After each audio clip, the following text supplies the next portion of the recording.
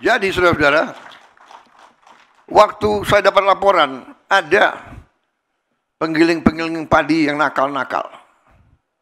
Yang aneh, penggilingan padi yang besar yang paling nakal.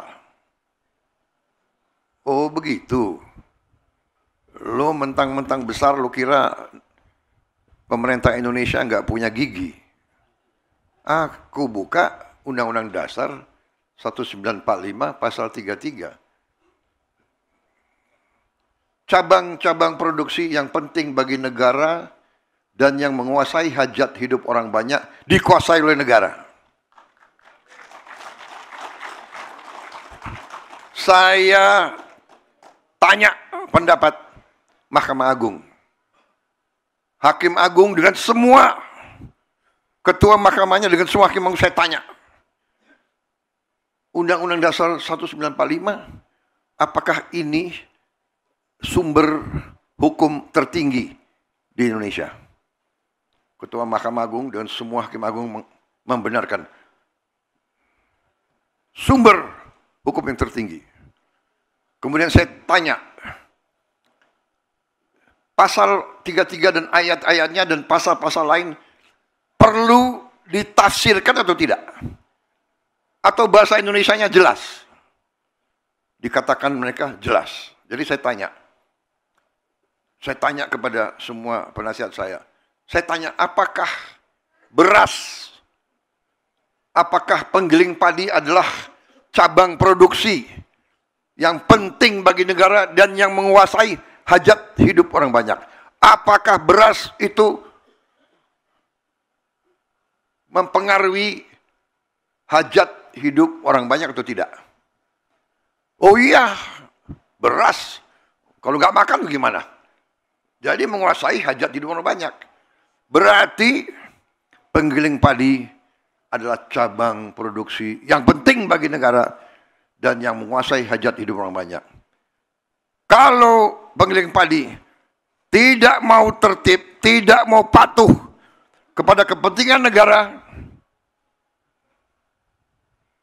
ya saya gunakan sumber hukum ini, saya katakan saya akan sita penggiling-penggilingan padi itu. Saya akan sita dan akan saya serahkan kepada koperasi untuk dijalankan. Dan saya tidak salah, saya benar, karena mereka mencari keuntungan yang luar biasa.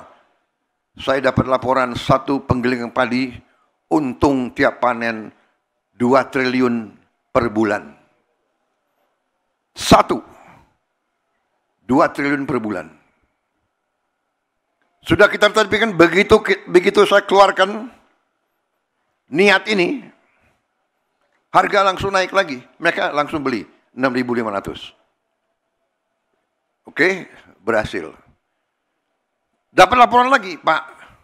Harga 6.500 sudah, Pak. Harga dasar. Tapi jualnya permainan lagi. Beras biasa dibungkus, dikasih stempel beras premium, dijual Rp5.000 di atas harga eceran tertinggi. Saudara-saudara, ini kan penipuan. Ini adalah pidana. Saya minta Jaksa Agung sama Kapolri usut dan tindak. Ini pidana. Dan saya dapat laporan kerugian yang dialami oleh ekonomi Indonesia, kerugian oleh bangsa Indonesia, kerugian oleh rakyat Indonesia adalah 100 triliun tiap tahun.